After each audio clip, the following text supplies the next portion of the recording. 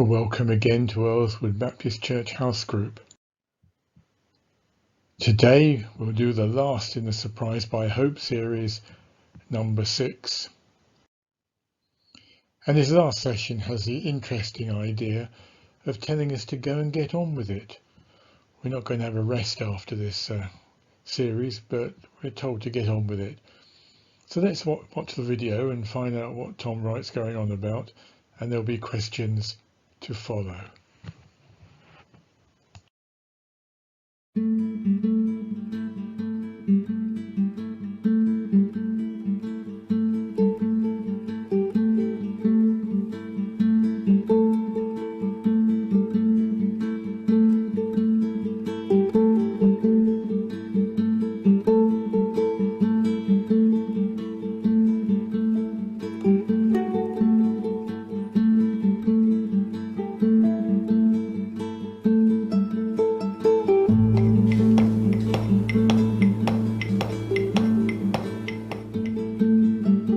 When you visit a great building like Durham Cathedral here, it's easy to be overwhelmed by the sheer scale and scope of the whole thing. And you stand and stare at the majesty of the finished construction, and it's easy to forget what has to go on around the place and behind the scenes all the time.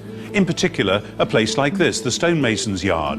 There's also plenty of other people who work around the building, plumbers and carpenters and so on. But you always have stonemasons, because obviously the building was made of stone in the first place, and the stone weathers and needs to be replaced on a rolling basis. So all the time for the last 1,000 years, there's been half a dozen people at any one time working away in this stonemason's yard.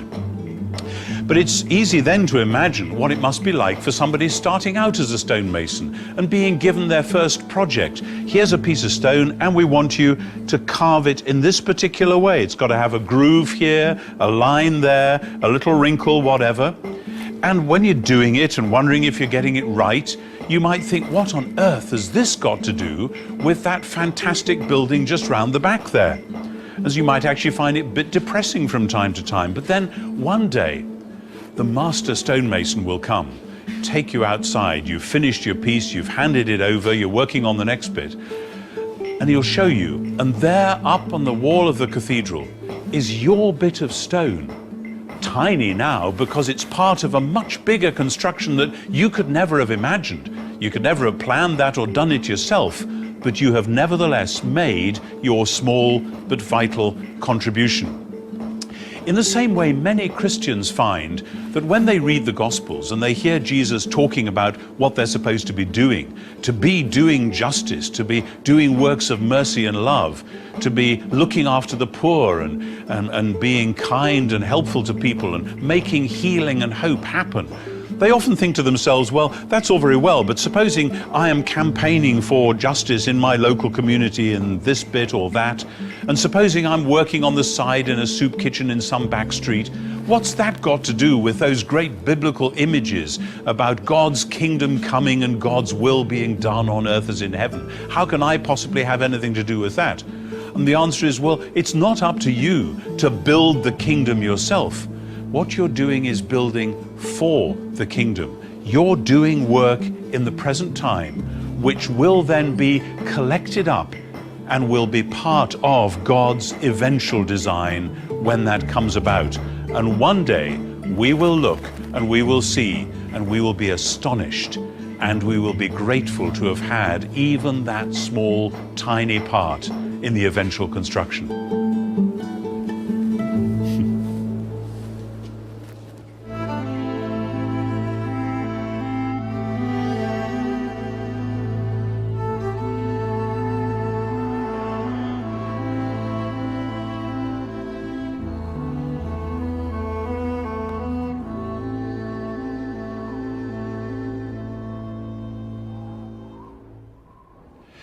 One of St. Paul's longest arguments about anything is his enormous chapter on the resurrection, which we call 1 Corinthians chapter 15, which actually draws together the threads of a lot that he's been hinting at throughout the whole letter. Now, if you or I were to write a large section on resurrection, and I should know because I've done it once or twice, the natural tendency might be to say at the end, well, if we have this wonderful hope of resurrection, therefore let's just sit back, put our feet up, that's what God is going to do for us at the end, so why worry? Why bother about anything else? Paul's ending to that chapter couldn't be more different.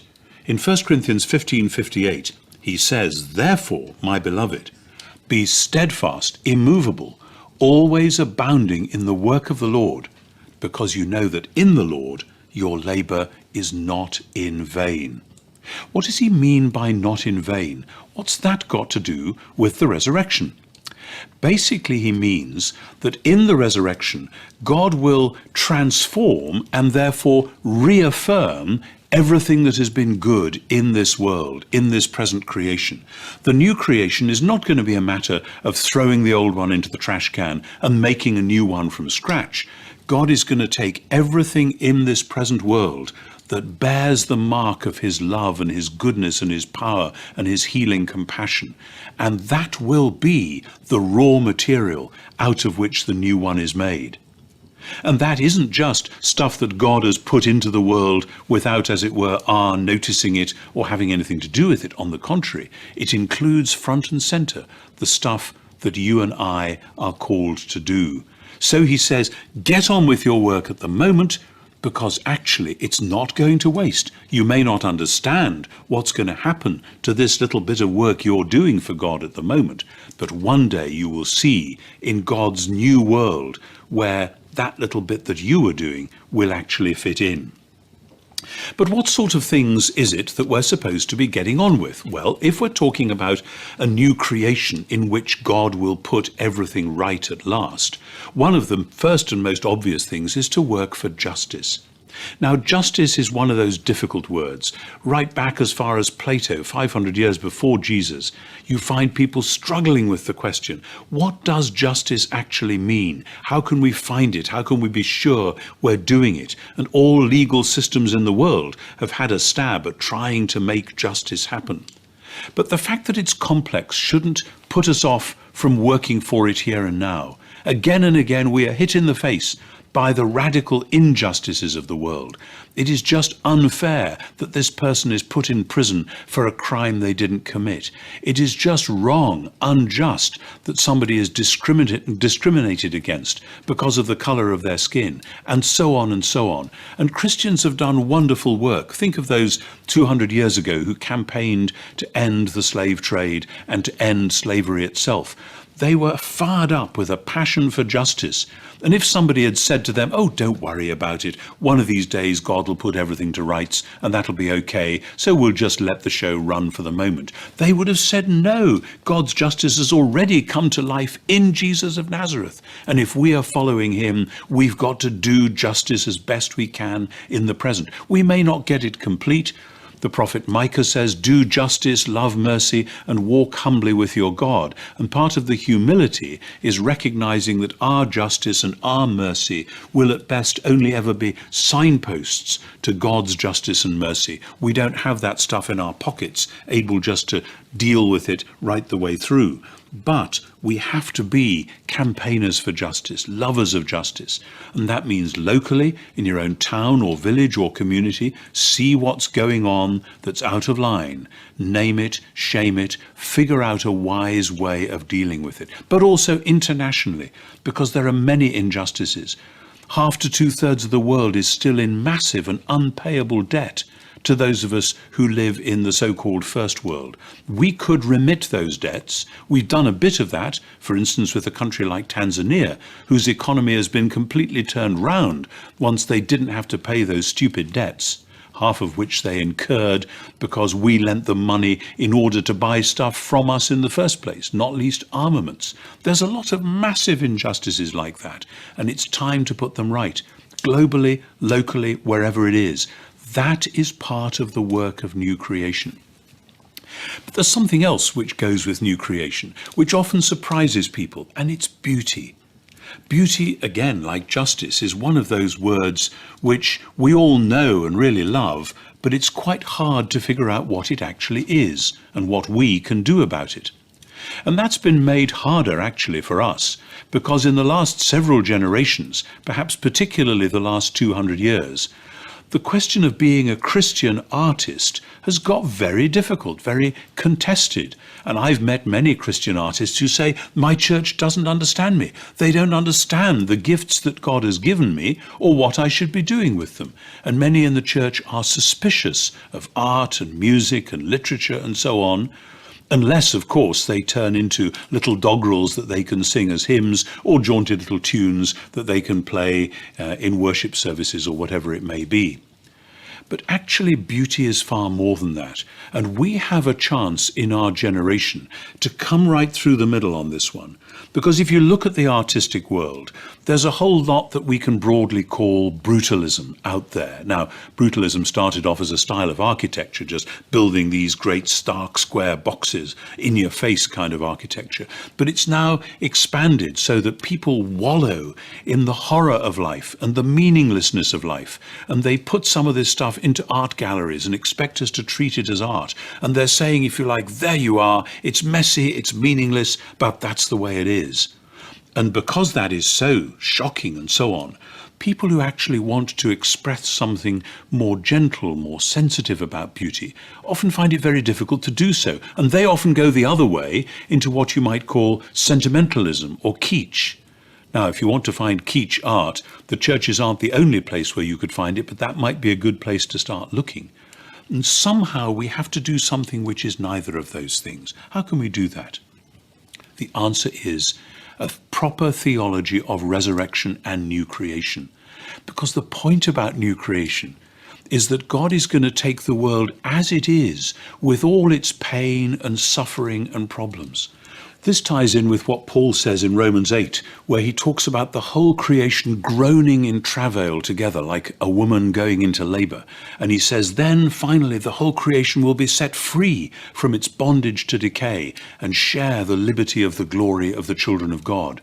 Paul has a vision there of the present pain of creation being taken up in the love of God and transformed so that all that is evil will be done away, but somehow the suffering and the struggle will then be transformed by that freeing and liberating powerful love of God. The same power that liberated Jesus from death will do exactly that for the whole of creation. That I would love to see, and it would be so dramatic a thing to develop in our generation, I would love to see a Christian art that would be utterly sensitive to the present pain of the world without collapsing into brutalism, because it would be shot through with real hope. And a Christian art that will be able to express the real hope of new creation, which is for the present beauty to be transfigured and made even more wonderful by that future reality, but without collapsing into sentimentalism. What we need to do is to hold together the pain and the hope, and it takes art to do that. It takes music to do that. It takes poetry to do that. You can't just put it in a test tube. You can't just sketch it easily and quickly. You've got to work at it, because here again, Jesus wants human beings to be active within this work.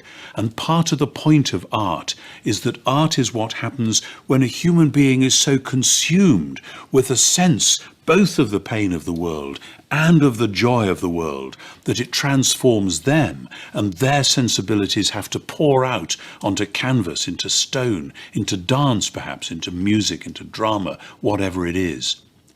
So we have justice and we have beauty. Both of them are to do with new creation, and we as Christians, we as resurrection people, ought to be saying to God, Lord, where are you calling me to be in all of this? Because the idea of vocation, which is a noble Christian image, comes very strongly into play here. Sometimes when I've spoken about these things, people have come up to me afterwards and said, that's all very well. You've talked about so many issues in the world. I can't go and dig a well in Peru with one part of my life and also paint paintings with another. I've got to choose rather narrowly. Fine, okay. That's why we are called to be members of the body of Christ. because we don't all have the same job. Somebody may be a finger, somebody may be a toe, whatever it is. We've got to find out what our bit is and work at that, knowing that that little bit will not be in vain. But then there's something else which happens when we start to get the justice and the beauty going. We become people, individually and corporately as a church, through whom the watching world can begin to glimpse something is going on here and we're not quite sure what it is, why we should care, how we might join in. Justice and beauty come together in the work of evangelism. Often Christians imagine that evangelism is just somebody belting out on the street, telling people about Jesus, and then rushing away before it gets too embarrassing, but hoping something might happen. Well, maybe God will honor that too. God moves in all sorts of mysterious ways. But when you have a community that is doing and seeking justice, and doing so cheerfully, not in a mealy-mouthed, depressing sort of way, when you have a community that is generating and celebrating beauty, and laying on a splendid music festival, or whatever it may be, to the glory of God, then when you start to talk about Jesus and his life, and his kingdom, and his death, and his resurrection, it makes all sorts of sense. People can see what it is you're talking about, because you're actually doing it on the street and in the community. So justice and beauty and evangelism come together. These are the things which the community of new creation needs to be working on. And evangelism, like justice and beauty, is something that actually has to happen when people get caught up with it so much, when something about the love of God is so transforming them that they just can't help themselves. They want to pray for their friends. They want to tell other people what Jesus means to them. And then they long for the joy of seeing it happen to these other folk as well. I could tell you many stories of that from my own life. I remember from way back when I was a student, one day feeling very nervous when a student who I sang in a choir with said to me, "What is this Christianity stuff about?" And I stumblingly tried to explain just a little bit of what it meant to me. And then he had to dash off. He had an appointment. I remember thinking, oh dear, that's no good. He'll forget all about it. He came to me the next day and he said, "Tom," he said, that I'd lent him a booklet. He said, I went through that book. And as I went through that book, I found myself wanting to pray. And as I wanted to pray, I found something happening in my heart and in my life. He said, "Something is different. What is it? What's going on?" And of course, he had become a Christian then and there. Now, I wasn't a very good evangelist, just like I wasn't and am not terribly good at justice and beauty. But when we're doing those things, they make sense. It's about a world of new creation, which happens to individuals, but it happens to individuals in order that it can happen through them in the church, through them in and for the wider world. That's how it all fits together. So to come back, as Paul says in 1 Corinthians 15:58, when we're doing this stuff, and we can do it in collaboration with so many other people, other churches will want to join in, other people in the wider community, maybe people who don't name the name of Jesus for themselves. They will say, actually, we can join with you on this. That's fine. St. Paul says, whatever is noble and true and lovely and of good report, if there's any virtue and any praise, think about these things. Be a good citizen. Explore what is for the common good of all people. But if you do it out of the love of Jesus, you will find, as Paul says in Ephesians 3, that through the church, the manifold wisdom of God will make itself known to the principalities and powers in the heavenly places. It's Ephesians 3 verse 10, a very powerful verse in that letter. Because, as Paul says, what you do in the Lord is not in vain. It's not wasted. You're not oiling the wheels of a machine that's about to fall off a cliff. You're not planting flowers in a garden that's one day going to be paved over with concrete. You are doing things that will last. You can do that as an individual. You together can do them as a church. Go for them. It's your birthright in Jesus. You are resurrection people. You are people through whom hope can come to the world.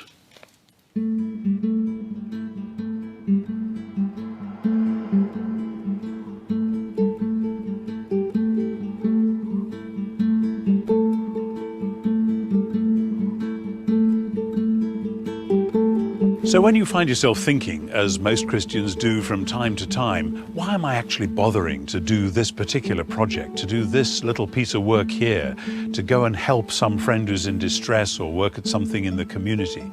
Then remind yourself of that line we heard from St. Paul. Remember, the work you do in the Lord is not in vain. It's back to the stonemason again. This stuff that he's doing, chipping away day after day, working at it, shaping it.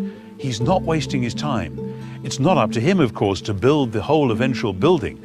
That's what the master mason does. It's not up to us to build the kingdom of God. That's what God does. It's up to us to do the particular things that we're called to do, the things that will last into the kingdom, but the things that right now give hope to the world.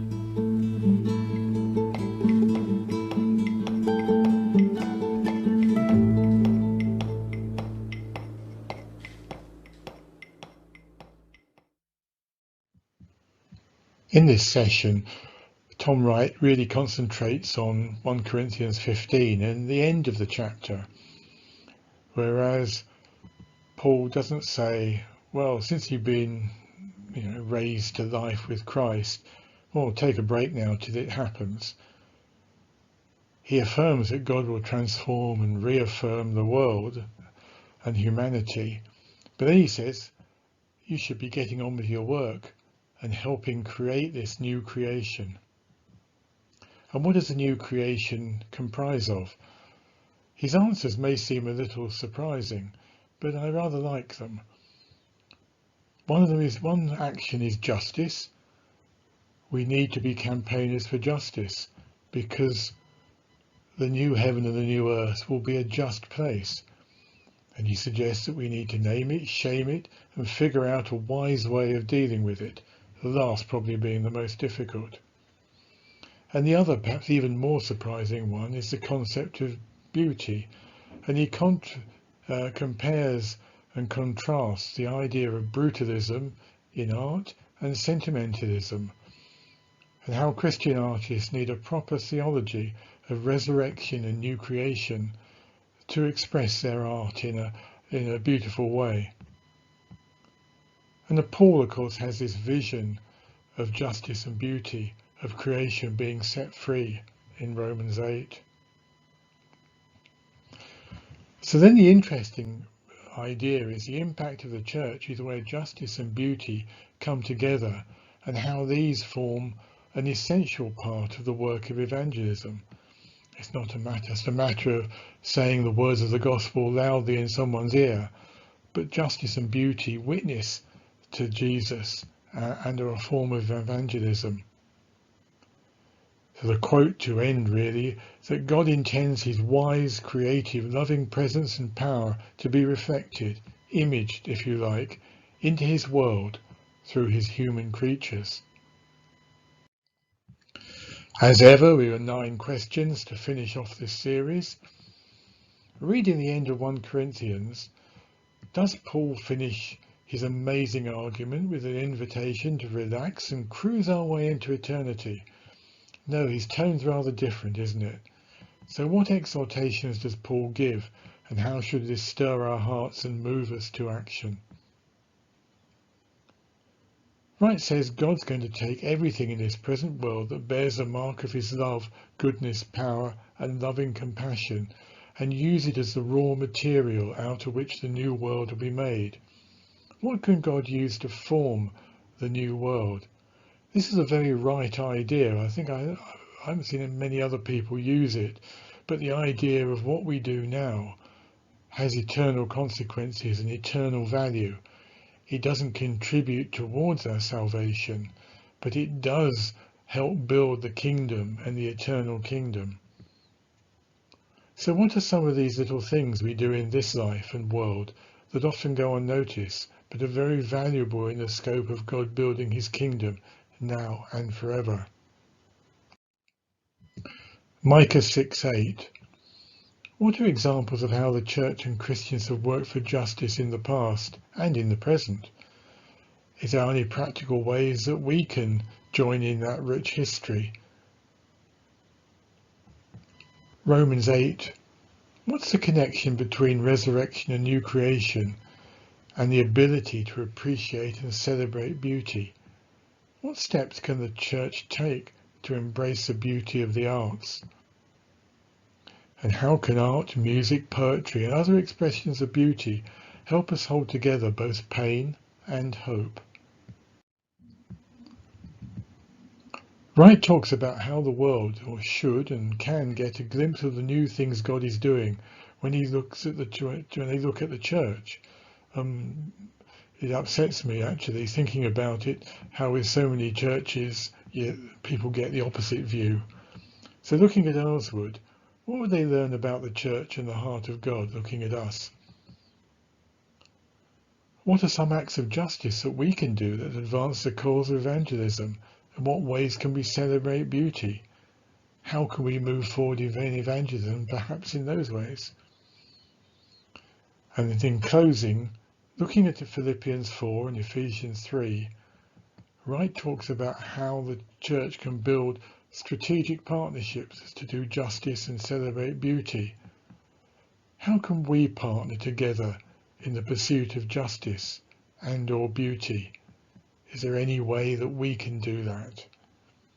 Well, some weighty things to think about there this week, and I hope you've enjoyed this course. And next week, I guess we'll be doing something completely different.